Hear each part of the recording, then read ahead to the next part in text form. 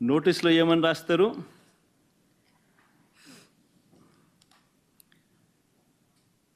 మాజీ ముఖ్యమంత్రి సభ్యులు వైఎస్ జగన్మోహన్ రెడ్డి గారు తిరుమల తిరుపతి సందర్శన ఉన్నందున సదరు కార్యక్రమానికి అనుమతి లేనందున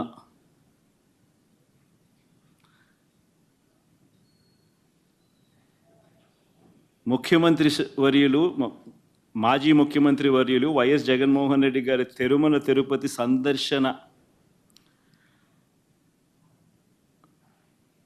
సందర్శనకు సదరు కార్యక్రమానికి అనుమతి లేనందున మీ ఆధ్వర్యంలో కార్యకర్తలతో మరియు మీ సొంత వాహనాలలో బయలుదేరి తిరుపతికి చేరుకొని వారు నిర్వహించే కార్యక్రమంలో పాల్గొంటారని సమాచారం.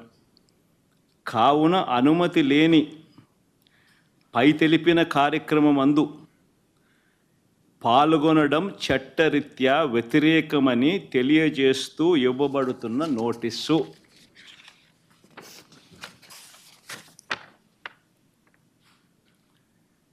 ఒక రాష్ట్ర మాజీ ముఖ్యమంత్రి జగన్మోహన్ రెడ్డి అనే వ్యక్తి,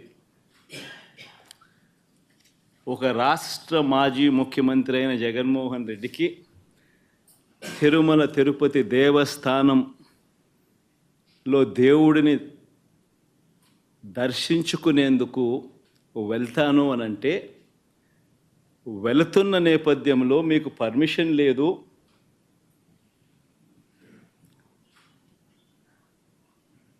ఆ కార్యక్రమంలో ఎవరు పాలుపంచుకున్నా మీ అందరినీ అరెస్ట్ చేస్తాము అని గుడికి పోవడానికి పోతా ఉంటే నోటీసులు ఇస్తూ ఉన్నారు. అతనికి ఇష్టం లేకనో లేకపోతే ఇంట్లోంచి బయటికి తల్లి చెల్లికి పట్టిన గతి పడతాదని భయం వేసో తెలియదు, కానీ ఆటోమేటిక్గా లాస్ట్ మినిట్లో అయితే నేను వెళ్ళట్లేదు అని చెప్తూ కుంటి సాకులు చెప్పే పరిస్థితి వచ్చింది. ఏంటా కుంటి సాకులు అంటే, డైరెక్ట్గా బయటకు వచ్చి మాకు నోటీసులు ఇచ్చారు అన్నారు.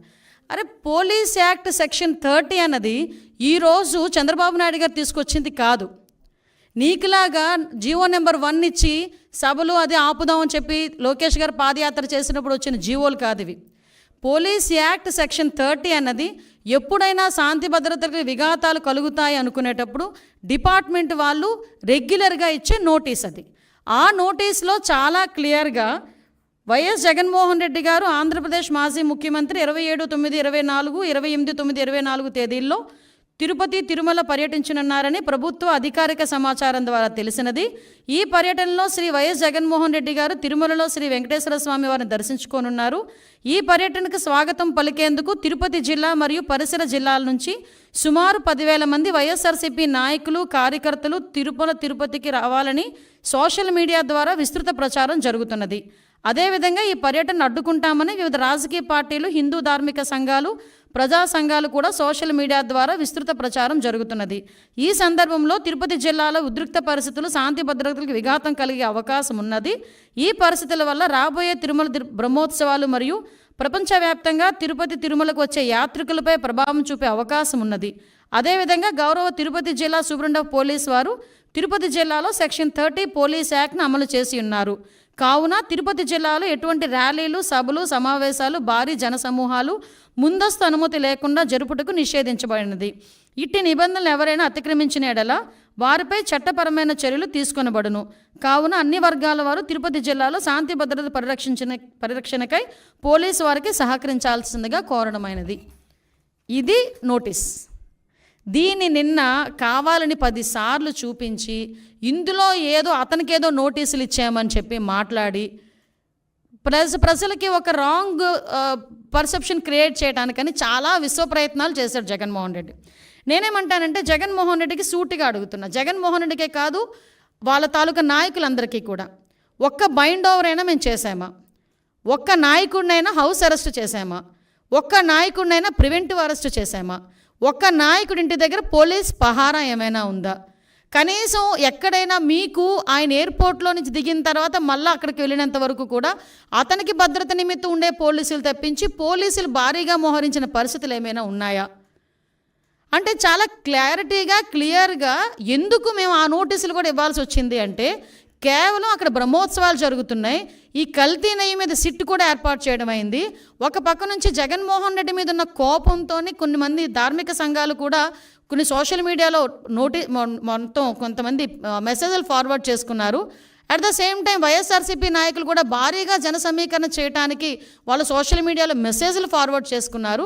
ఈ నేపథ్యంలో ప్రజలకు ఇబ్బంది కలగకుండా, యాత్రికులకు ఇబ్బంది కలగకుండా, విఐపీస్కి ఇబ్బంది కలగకుండా ఉండటానికి రెగ్యులర్గా శాంతి భద్రతలు విఘాతం కలిగిస్తాయనుకునేటప్పుడు పోలీస్ డిపార్ట్మెంట్ వాళ్ళు ఇచ్చే నోటీస్ అది. ఆ నోటీస్ కూడా జగన్మోహన్ రెడ్డికి ఇవ్వలేదే. జగన్మోహన్ రెడ్డిని రావద్దు అని ఎవరు చెప్పలేదే. మీరు రాకండి అని మేము ఎవరూ చెప్పలేదే. వస్తే మిమ్మల్ని అరెస్ట్ చేస్తామని చెప్పలేదే. ఏ రోజు చంద్రబాబు నాయుడు గారిని ఎయిర్పోర్ట్లోనే ఆపేసినట్టుగా మేము ఎప్పుడు ఆపడానికి మేము ప్రయత్నం చేయలేదే. నిజంగా జగన్మోహన్ రెడ్డి గారిని ఆపాలనుకుంటే ఆయన ఇంత ధైర్యంగా ఈ సెంట్రల్ జైలు విజిట్లు చేసేవాడు ఆయన? ఎంతమంది సెంట్రల్ జైల్లో ఉంటే విజిట్లు చేశాడు ఆయన? మేము ఎప్పుడైనా ఆపామా? అంటే విషయం ఏంటంటే, మేము ప్రజాస్వామ్యబద్ధంగా ముందుకెళ్తున్నప్పుడు మా మీద బురద చల్లటానికి పోలీస్ నోటీసులు నాకు ఇచ్చారు అని చెప్పి నిన్న అతనికి వెళ్ళడానికి ఫస్ట్ ఆఫ్ ఆల్ అతనికి వెళ్ళడానికి ఇష్టం లేదు తిరుమల తిరుపతి దేవస్థానానికి. దట్టు డిక్లరేషన్ ఇచ్చి వెళ్ళడానికి అసలు ఇష్టం లేదు. మళ్ళీ నేను నొక్కి పెడుతున్నా, డిక్లరేషన్ వన్స్ ఇచ్చి కనుక ఆయన టెంపుల్లోకి వెళ్తే వాళ్ళ ఇంట్లో తల్లికి చెల్లికి బట్టిన గతి అతనికి పడతాదేమో అన్న ఉద్దేశంతో అతను వెళ్ళడం మానేశాడు. ఆ మర్మం ఏంటో మీరే గ్రహించండి.